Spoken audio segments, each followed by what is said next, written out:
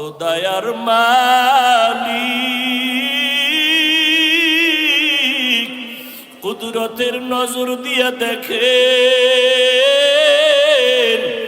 আয় আল্লাহ, এত গরমের ভেতর আপনার বান্দারা ময়দানে হাজির। আপনার বান্দারা আপনাকে ভুলে নাই।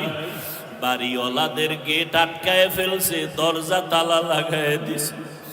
আপনার রহমতের দরজা তো খোলা। আয় আল্লাহ, আমরা আপনার দরজায় হাজির। দুনিয়াতে যেদিন আসছিলাম কত পবিত্র, মা বাবা কত আদর করেছিলেন, আজকে সেই জীবনটা গুনার কারণে নাপাক করে ফেলেছে।